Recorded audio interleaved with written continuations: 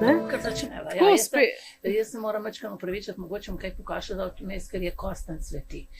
In sem vzela alergična in mi je glas mal. Sicer sem vzela en klaritin, sem najbolj še ni prijel. Okay. In zdaj takole od zeliščarke Jožice Bajc smo slišali, da kostanj cveti, da je alergen, da malo izziva in da je vzela klaritin. Ja. Obstajajo kakšna zelišča, ki bi pri tem pomagala? Ne, za alergije je samo dvig odpornosti. Dvig odpornosti, odpornost dvigujemo z recimo kapeljcem krt, ko privari gretamanta potec, s kakšno kapucinko, z ameriškim slamnikom, s temi zelišči, ki dvigajo odpornost. Jaz imam pa mičkeno, sem malo hendikepirana, ker imam enih par avtoimunih obolenj in ne smem zdravil z odpornosti imati, ker potem mi pa druge ven tolče, mislim, da me pa druge nagaja. Pa je to razlog, da ste se podala v ta svet zelišč, raziskovati zelišča? Ne. Kaj pa je bil? Kaj je bil ta razlog? Razlog je bil v bistvu splet naključij, bi lahko rekla, ker jaz sem se z zelišči začela bolj spoznavati in ukvarjati, ko so se rodili otroci, to se pravi po letu 1980, ker sem živela takrat v Gabrski gori, to je dokaj daleč od ambulante, od prvega zdravnika in tudi včasih nismo tekli za vsako malenkost zdravniku in sem iskala tiste prve pomoči okrog doma. Moja tašča je poznala veliko zdravilnih rastlin in jih je tudi uporabljala. Od nje sem se učila, ker moja mama je uporabljala samo 4 zdravilne rastline, pri nas doma so bile kamilice, ognjič, bezeg pa mogoče še lipa, to je bilo, kar smo uporabljali. Doči moja tašča je imela pa tudi v vrtu meliso, pa je imela monardo in še marsikatero drugo rastlino, tako da sem tam začela prvo znanje nabirati. Zelo sem narejena na nos, rada voham, rada imam lepe vonjave, zanimive vonjave in seveda me je tudi to potegnilo. Poleg tega rečem, da sem človek zemlje. Ne počutim se dobro v mestu, ne počutim se dobro v zaprtem prostoru, mora biti okrog mene vedno nekaj zelenega, nekaj cvetočega in vse to počasi pelje proti tem, da se začneš ukvarjati z zelišči, začneš spoznavati in se pa da uporabljati tudi. In danes, jaz vem, jaz vas občudujem, vi ste prava enciklopedija znanja, kar se tiče zelišč. Zelišča se ne uporablja samo za čaje, kot bi mogoče lahko nekdo mislil. Kje pa, zelišča imajo tako širok, kako bi rekla, širok spekter uporabe, da jih lahko uporabljamo v kulinariki, v zdravilne namene, potem jih lahko imamo tudi v dekorativne namene, lahko so čudoviti spominki, imajo čarne moči, se pravi res na vseh področjih jih lahko uporabljamo, ne vse povsod, ampak določene na določenih področjih. Jih je pa nekaj takih, ki jih pa recimo lahko kar na velikih področjih uporabljamo. Ok, zdaj ste me že dobila pri teh čarnih močeh. K tem so vam še vrnile.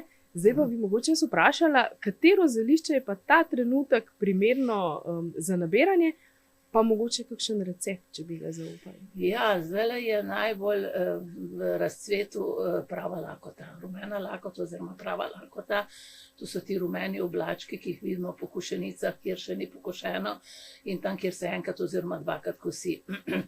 Tam raste, je značilna po svojem vonju, ker ima tak bogat meden vonj. Sicer je to malo grenčina, ni ravno najbolj sladka. Hvala. Ni najbolj sladka, je taka grenčina, ampak vendarle ima cel spekter čudovitih delovanj. Najbolj je nekako, vsaj jaz jo najbolj uporabljam v mazilih za nego kože. Mazila, to so narejena na osnovi maščobe, tako da tukaj tudi ne rabimo veliko znanja oziroma potrebna je natančnost in če se natančno držimo recepta, lahko v vsaki domači kuhinji skuhamo mazilo in si ga pripravimo. Je to mazilo za nego kože, da nam zgledi kakšno gubico, ob dolgotrajni uporabi tudi kakšne te starostne pegice malo obledijo. To lepo prav prišlo. Ja, potem tudi recimo pri brazgotinah po operacijah je super to mazilo, ker jih zmehča, jih zmanjša, jih v bistvu na nek način regenerira, pa pri strijah, kar je pa za mlade mamice zelo dobrodošlo, da se koža recimo, da je bolj prožna, da se lepo raztegne, da ne pride do teh velikih pok, povrhnjice, če pa že, da pa vsaj to se zmanjša in da se potem po porodu čim bolj tudi, kako bi rekla, zmanjšano in pač zmanjšajo se, ja. No, super, jaz mislim, da so tole kar koristni nasveti za marsikatero in katerega. Tudi, ja. Pa če sva že pri tem, če sva zdaj že pri nasvetih, pa pri koži, mi se trenutno nahajamo ravno na začetku poletja oziroma vročina je že pritisnila, sonce že opeka okrog. Mogoče kaj o recimo naravni zaščiti kože pred soncem, pred opeklinami? Po mojem prepričanju je najboljša zaščita dobra senca. Dobra senca. Dobra senca, Okay. da se izognemo takrat, ki je sonce res na najvišji svoji moči, da se takrat skrijemo, smo v senci. Sicer zdaj nekateri delajo različne domače pripravke za sončenje, ampak vendarle tukaj so faktorji majhni, niso tako veliki ti zaščitni, tako da si ne bi upala trditi, da je to dobra zaščita. Se pravi, po mojem prepričanju senca, na sonce po 4. uri, pa nekje do 10. ure, recimo takrat tudi v senci, če smo taki gosti, pridejo sončni žarki v ves kos, ravno tako bomo porjaveli, ne tako močno, pa ne bo nas opeklo, ampak vendarle na koži se pozna. In potem, ko zvečer je pa fajn, da si pa kožo namažemo s kakšnim oljem hranilnim, da jo nahranimo. V ta namen je čudovito šentjanževo olje. To je olje iz šentjanževke, ki jo namočimo v olivno olje, zdaj je njen čas, zdaj jo nabiramo. Se pravi, gremo na travnik, jaz ponavadi svetujem, da vzamemo steklen kozarc seboj in ko gremo šentjanževko nabirati v nahrbtnik, pa liter oljčnega olja, seveda domačega, ekološko hladno stiskanega, naberemo šentjanževke, najboljše je dati najmanj 2/3 cvetov in prvih listov pod cvetovi v kozarec, in ko je to do 2/3 napolnjeno, zalijemo z tem oljem, potem pa to postavimo na sonce. Absolutno mora biti na najbolj vročem soncu, danes, ko peče zunaj in te dni, ko bo, to bo idealno za tvorbo oziroma za prehajanje hipericina iz šentjanževke iz rastline v olje. In bolj je rdeče olje, se pravi, več vsebuje hipericina, boljše je. Bolj bo delovalo zaščitno za našo kožo, bolj jo bo nahranilo in seveda tudi njegovo delovanje na obrabe sklepov bo boljše.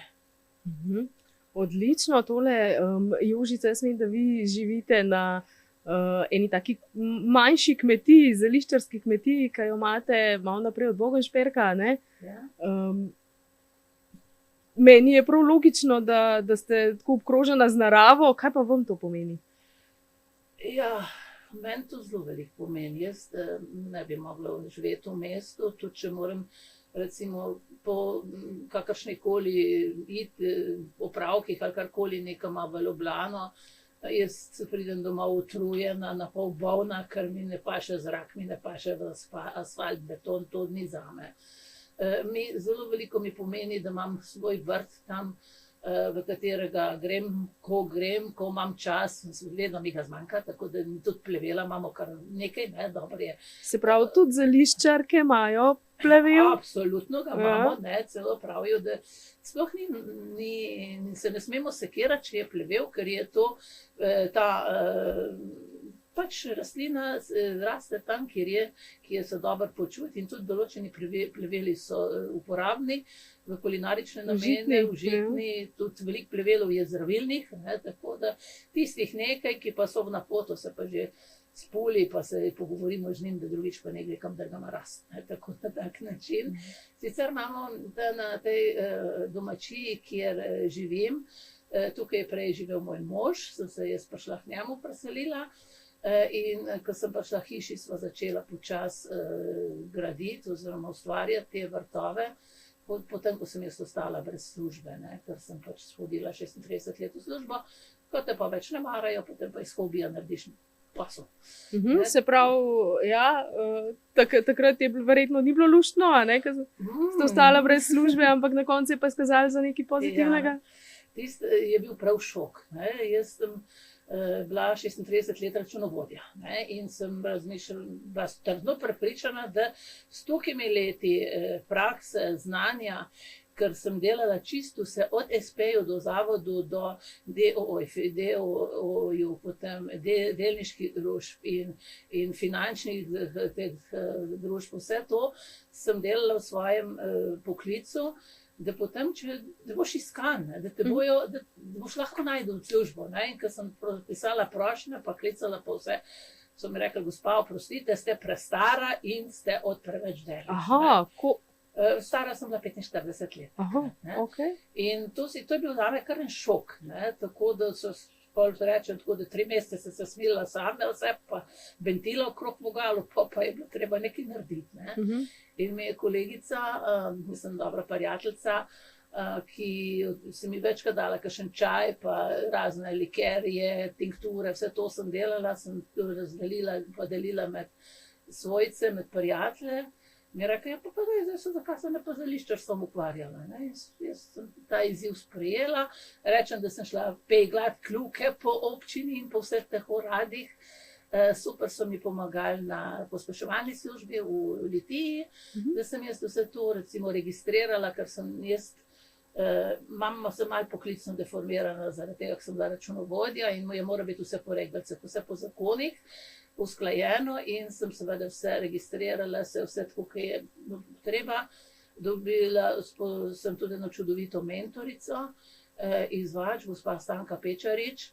K njej sem velikokrat šla, veliko sva se družile, mi je veliko dala svojih teh zapisov. Pravzaprav 2 fascikla teh zapisov, raznih receptur in vse, kar je ona zbirala, mislim, tam nekega 75. 76. leta. V zeliščih? V zeliščih, vse to mi je dala za Poklonaj. In jaz za isto ceno naprej prodajam. Tako da tudi ona je bila tista, ki me je prva porinila v delavnico. Seveda, jaz nisem bila navajena komunicirati z ljudmi, nisem bila navajena javnega nastopanja, se izpostavljati, stati pred ljudmi in govoriti, ker rabiš 1 uro, uro pa pol, pa nekaj pametnega povedati v tem času. In ona me enkrat kliče, reče tega pa tega, ti pripeljem 24 žensk iz društva podeželskih žena izvač. Pridemo, priprav se. In naučite jih nekaj o zeliščih, ali kako? Ja, priprav se, boš naredila delavnico. In jaz seveda takole vržena v vodo, ampak je šlo in to je bil recimo, pa sem splavala na nek način. In danes mi ni težko, sploh treme tudi ni. Vse sorte delavnice vodite, vem. No, in zdaj mislim, da sva že prišli do tiste točke, ki sem jo prej napovedala. Jaz vem, da tle v Zasavju, zdaj ne bom rekla v kamero, ampak rečemo, klet ni nič takšnega. Ampak vem pa tudi, da zate, če ti rečemo čarovnica, ni nič tacga. S tem ne mislim seveda neke hudobne čarovnice, ampak kaj zate pomeni čarovnica? Ja, zame pomeni čarovnica ženska, ki mogoče malo bolj pozna moči rastlin, pozna tudi kakšne druge moči in jih zna pametno in koristno uporabiti. To je zame čarovnica. Seveda, zdaj pa odvisno, ta čarovništvo ima nek slab pridvih iz preteklosti, iz zgodovine, kjer so jih preganjali in so bile naše prednice nezaželjene. Mogoče tudi zaradi tega svojega znanja, ki so ga imele, ni pa bilo razumljeno. Niso vedeli vzroku, niso vedeli, kako in zakaj določene stvari delujejo, in seveda potem ženske, pa tudi moški seveda, ki so imeli te znanja in moči, da so izkoriščali rastline in mogoče še kakšne druge pogoje oziroma naravne elemente, so bili nekaj posebnega in so se jih ljudje bali in so ta strah. Jaz, če mi nekdo reče čarovnica, spustim en čarovniški smeh, tako da jih mal podražim in to je to. Ne. Ok, a ga lahko slišimo? Ne, ga ne bi. Ga ne bi? Da bo kakšen Mogoče zvočnik pol, raznesel. mogoče pol. Ja, mogoče so zdaj mnogi že opazili, da sem te začela pa vmes kar tikati, ker sva tukaj malo kolegici, kar se Tako, tega tiče, tako, ne, sva bile tako. tudi skupaj na enem tečaju. Ja.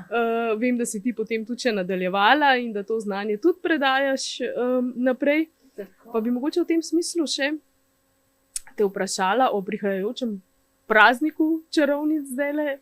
Enako noče se bliža. Tako. Kaj so kaj včasih na ta dan počeli? Ja, ta dan je bil za naše prednike zelo pomemben, ne, ker slavili so sonce in seveda tudi te rastline, ki zdaj v tem času rastejo, naj bi imele posebne moči. Omenila sem že šentjanževka, roža svetega Janeza, ne, tudi zdaj bo ta njegov praznik.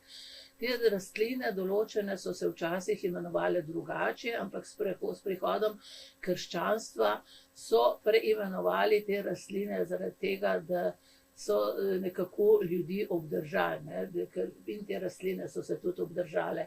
Tako da kar nekaj rastlin imamo, takih, ki imajo te po krščanstvu dišeče imena, bom rekla temu. No.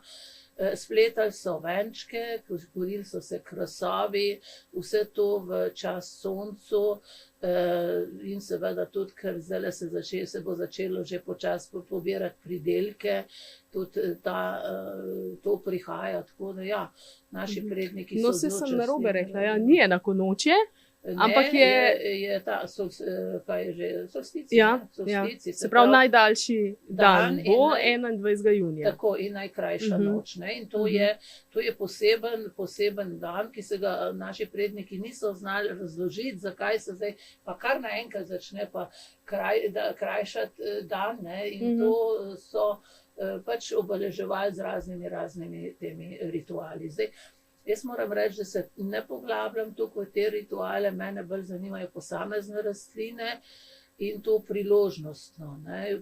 Poskušam te čarne moči in vse to bolj vključiti v svoja predavanja, v katerih poučujem o uporabi rastlin kot zanimivosti in kot recimo neke, kako bom rekla, zelo učeno, triggerje, da ljudi malo dvignem in da dvignem zanimanje, ne, za to.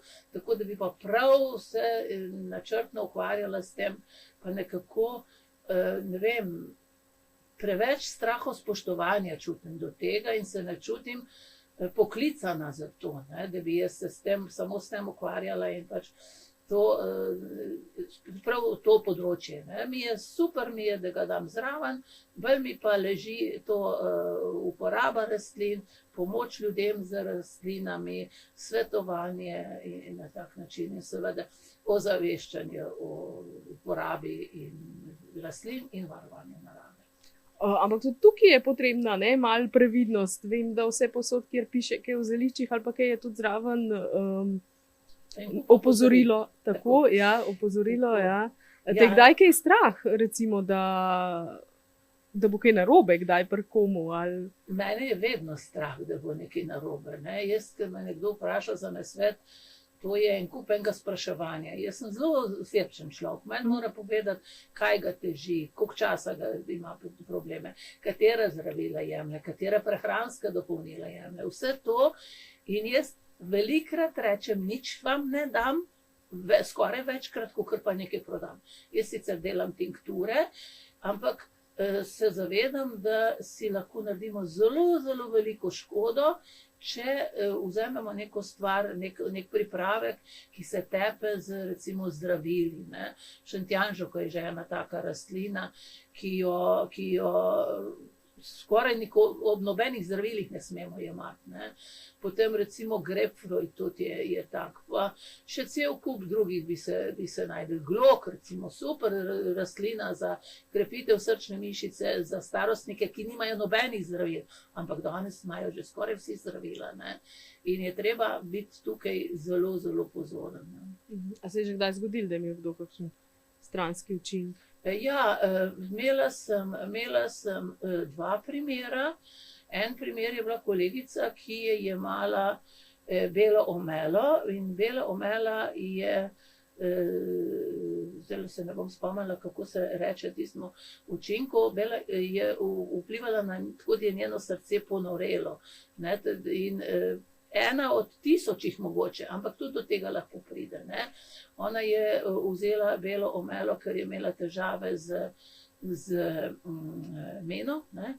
Rekla, da si bo malo uredila delovanje žlez v telesu, kar bela omela dela, in je vzela recimo tinkture 10 kapelc do 15, koliko je bilo rečeno, ampak je paradoks, se reče temu delovanju. Ne. Tako da je ta, namesto da bi umiril, pa da bi vplival koristno na žleze, je jih nasprotno delovanje v telesu sprožil. To je zelo redko, ampak se zgodi.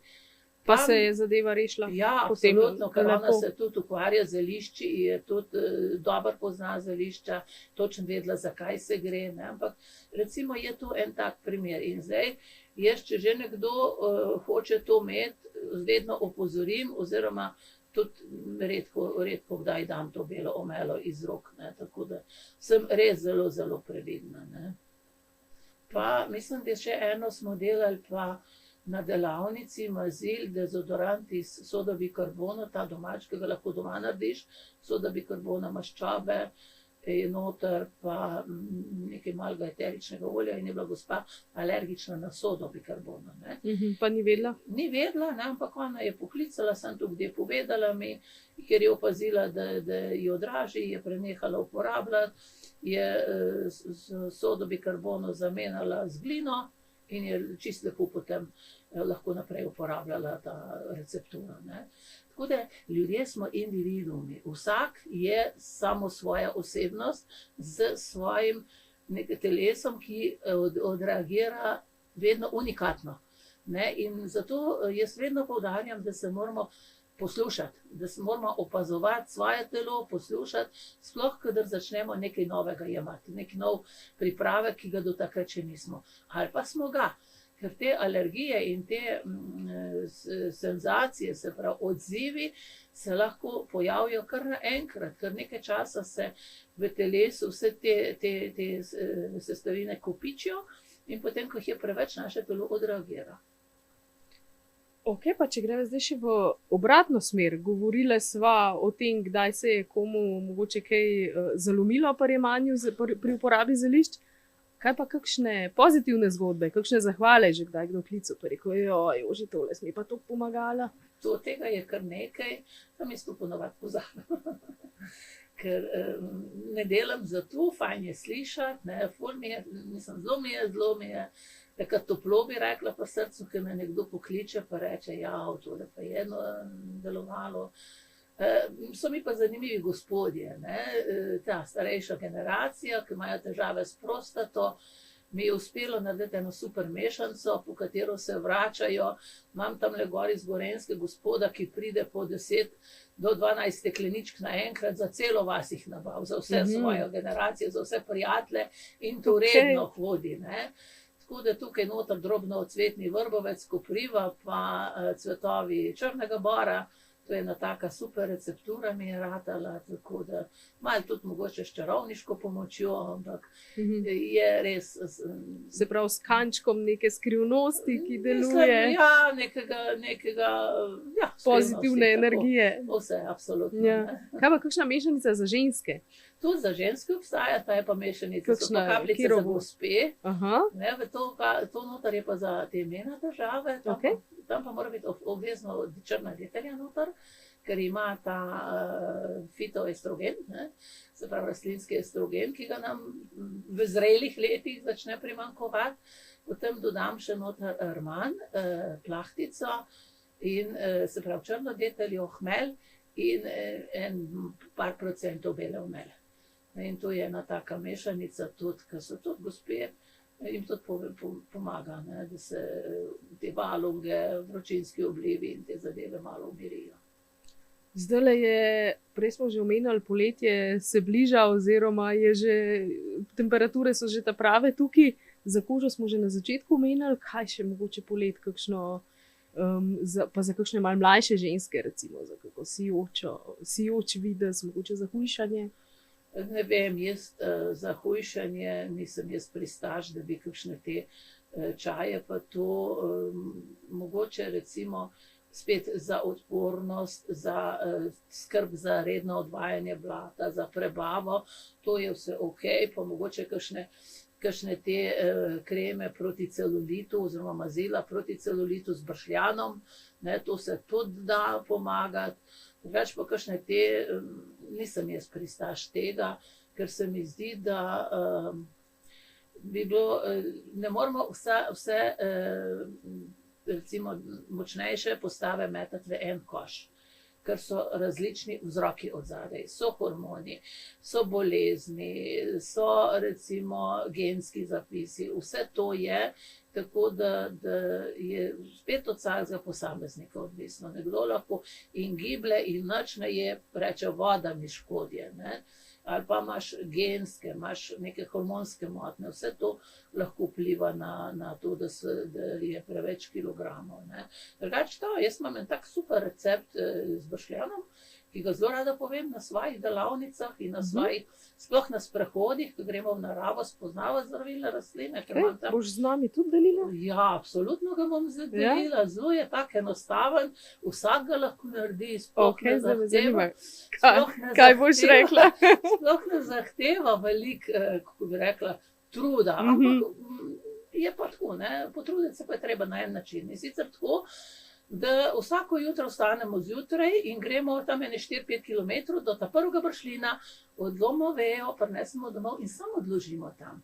In to ponavljamo par mesecev, mogoče tudi čez večer in verjemite, da se bo celulit malo zmanjšal. Aha, to je za hujšanje na svet. Ja, to je na svet za hujšanje. Drugače pa ja, seveda verjamem, najprej zdravje, vse ostalo pa potem pride. Ja. Jožica, ste tudi avtorica knjig? Ja, vsako leto napišem knjigo o eni rastlini zdravilni in sicer ta knjiga izide v sklopu zeliščarskega festivala, ki potuje po Sloveniji, ki ga organizirava skupaj z kolegico Marijo Komatarjevo. Vsako leto je v drugem kraju Slovenije, začel se je na Vogenšperku, potem je bil na Vačah, naslednji je bil v Naklem, Škofljica, Novo mesto, lansko leto smo bili v Volčjem potoku in letos v Semiču. To pa te pa knjige, se pravi, niso neke klasične knjige samo, ki opisujejo uporabo zelišč, ampak tudi, kot sem prej slišala, tudi kakšne čarne moči. Vse. Jaz poskušam v knjigi zajeti vsa področja, na katerih določeno rastlino najdemo. Recimo letos je bila breza, ker smo bili v Beli krajini in se mi je zdelo smiselno, da opišem brezo. Opisana je botanično, se pravi, kako jo vrstimo v botaniki, kje raste, kako jo prepoznamo, potem kako jo uporabljamo, les recimo, potem kako jo uporabljamo v zdravilne namene, kateri deli, kaj se na njej živi, ker na njej je brezova odpadljivka, pa je čaga, pa še en kup drugih gob, ki rastejo na njej, pa so tudi zdravilne, jih lahko uporabljamo. To se uporablja v ljudskem zdravilstvu, kako se uporablja v uradni medicini, potem je tukaj tradicionalna kitajska medicina, je ajurveda, homeopatija. A pa imajo kaj skupnega, recimo, tudi s tem, kako jo uporabljamo v današnjih časih? So že včasih, kljub temu, da niso imeli nekih raziskav znanstvenih, so vedeli, kako uporabljati? Meni je zelo fascinantna Sveta Hildegarda. 1100 in še nekaj je bila rojena, opatica, pisala je knjige o uporabi zdravilnih rastlin, danes znanost potrjuje njene ugotovitve. In tudi pri brezi so te stare uporabe, stari zapisi ravno tako navajajo odvajanje vode, razstrupljanje, čiščenje za lase, za proti driskam, recimo ogle in tako naprej. tu vse v starih zapisih najdemo. In še vedno drži. Absolutno drži. Včasih so tudi dosti dobro uporabljali katran, danes ga več ne uporabljamo, ker vsi vemo, da ima eno surovino, oziroma eno sestavino, ki je strupena. Včasih so ga pa uporabljali. In tudi, recimo, kot ta brezova smola je bila prvo lepilo, najstarejše lepilo, ki so ga najdeli arheologi. Ne vem, koliko 1000 let nazaj so najdeli neko orožje pračloveka, ki je bilo s tem katranom oziroma s tem brezovim lepilom zalito in da je se les držal kot ročaj zraven. Da so že takrat v bistvu vedeli, kaj uporabiti. So znali iz breze izdelati katran in ga uporabiti za to, so izdelali orodje primerno. Seveda tudi v zdravilne namene so uporabljali. Včasih se mi zdi, da vmes smo bili ljudje kar malo tako, nismo bili več tako povezani z naravo kot včasih. Pa se mi zdi, da se zdaj mogoče to malo vrača. Ja, mislim, da se ljudje počasi zavedajo moči narave in pa mogoče, da so malo, kaj pa vem, včasih so bila ta zdravilna rastlina popularna, veliko se uporabljali, potem je pa prišel razmah farmacevtske industrije. In tu je te zdravilne rastline odšle v pozabo, oziroma so bile prisotne samo toliko, ker so bile profitabilne, ker so jih nabirali za farmacevtsko industrijo. No, potem še to ne več, ker vsi ljudje so se kar naenkrat obrnili na tablete, ker tableto vzameš pa poje, ni treba nič se potruditi. Danes se pa dokaj veliko ljudi in se mi zdi, da se dalje več zaveda pomena narave, stika z naravo, varovanje narave in seveda tudi, kaj lahko tista ta hitra tabletka škode naredi v našem telesu. Mogoče tudi zato, ker je težje danes priti do zdravnika, ker so čakalne dobe tudi zelo dolge. Ne vem, če bi tudi upala trditi, da je to, ne. Mogoče kakšen procent, ampak ne bi upala trditi, da je to. Prej bi rekla, da se ljudje začenjajo zavedati pomembnosti narave, naravnega in seveda tudi. Kako pa narava odgovarja na to? Je težje najti kakšne takšne zeliščne rastline v naravi, da niso iz vrta? Danes jih je težje najti, kot je bilo včasih? Ja, kar pozna se, sploh ta, kako bi rekla, kampanjsko nabiranje, kjer včasih gre, jaz rečem, da gre kar v strelce, v vrsto, pa vse poberejo, vse živo, ne. Čeprav, ko jaz učim, oziroma vsi, ki se ukvarjamo z ozaveščanjem in poučevanjem o zeliščarstvu, maksimalno do 1/3 se lahko pobere. In seveda ogromno rastlin je že zaščitenih, ker izginjajo iz našega ekosistema. In je treba... Tretjina zato, ker je pomembno, da nekaj pustijo, ne? Da ta naravni proces... Tako. In seveda vsaka rastlina, ki izgine, se nekaj podre, ker vse so vpete v cikel, ne? Vse je povezano, nobena rastlina ni čisto sama sebi namen. Ali na njej neka žuželka živi, ali pomaga neki drugi rastlini, neka simbioza je. In če ena zgine, se nek sistem podre. In potem, če je tega veliko, se začne to rušiti. In potem imamo danes te viharje in vse, jaz rečem, da nam narava samo izstavlja račun, kar mi delamo z njo, zdaj nam bo poslala račun, ne. Jaz sem včasih malo kruta in rečem, da zemlja bo preživela v vsakem primeru. Če bomo grdo delali z njo, nas bo brcnila dol in brigali jo bo, ali bo človek tukaj še ne, ali pa ne. In to je, tega se premalo zavedamo in premalo skrbimo za to, da bi ostala narava vsaj taka, kakršno smo dobili. Manjka mogoče malo tega spoštovanja, mogoče znanja? Manjka odgovornosti, pa se mi zdi, da preveč je pohlepa. Jaz mislim, da so ljudje pohlepni na nek tak, se ne znam razložiti na kakšen način, ampak ne nabere sem tu, kakor rab zase, ampak se delajo neke zaloge, ne vem zakaj. Pa tudi, če pol vrže stran, ker ne potrebuje tako veliko, ne? Zakaj bi tukaj nabiral? Se imamo vendarle za eno težavo cel nabor rastlin, pa vsake nabereš malo in če ti ene zmanjka, imaš v shrambi drugo, tretjo in si lahko pomagaš njo, če ne greš pa kolegu ali pa sosedu iskat. Zakaj ne bi na tak način poskrbeli zase in seveda za naravo posredno. da bi jo čim manj izropali. In pa seveda temu se lahko izognemo na tak način, da začnemo rastline saditi in sejati doma.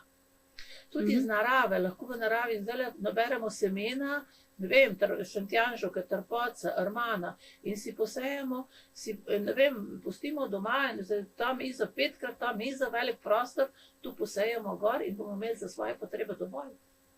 Teh divjih rastlin na nekem koščku. Pa še bližje bo, ne bo treba hoditi okrog. Se pravi, kakšno sporočilo tem, ki recimo bi radi postali nabiralci, ki bi radi se povezali z naravo, začeli uporabljati zelišča? Kakšno sporočilo glede tega? Ja. Jaz vedno poudarjam, da je treba naravo spoštovati. Vedno primerjam travnik z našo dnevno sobo. Če nekdo pride v tepe, pa hmen v dnevno sobo in bo tam vse razmetal, pa vse potacal, pa vse uničil, seveda ne bomo zadovoljni. Ravno tako na travniku smo mi gostje, se moramo spoštljivo obnašati, kar naberemo, nabrati do 1/3, ostalo pustiti. Tudi tako kot govoriti, ne veš, kdo bo tisto naslednje jurčka, ki ga jaz ne poznam, bo nekomu pa prav prišel, če pa ne drugega, bo pa simbioza, bo pa zaradi podpore ostalim rastlinam tam ostal. Tako da moje sporočilo bi bilo po pameti, odgovorno v naravo, z znanjem, najprej poiskati znanje, spoznati rastline zdravilne, spoznati strupene, vse to in potem iti v naravo nabirati, po pameti. Pa najboljše je, ko začnemo, da imamo še nekoga zraven, ki nam pove, nam pokaže, katere rastline so tiste prave in da so na tak način. Ok, pridno končave še, če smo začeli z nasvetom, pa dajve še končati z enim nasvetom.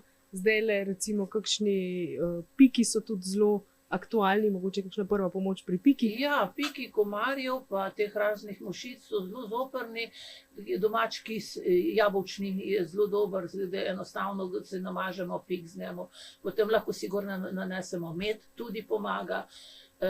Ose, sršeni, čebulo, kos čebule prerežemo, tako drobno čebulo na pol, pustimo, da pritisnemo gor in tiščimo nekaj časa. Če nimamo ničesar od tega, vzamemo in mrzel kamen, ga samo brišemo in damo gor v hladno. To smo včasih prakticirali, ali pa mogoče kakšen trpotčev list, širokolistni trpotec zmečkamo, damo gor. Kar nekaj je takih domačih.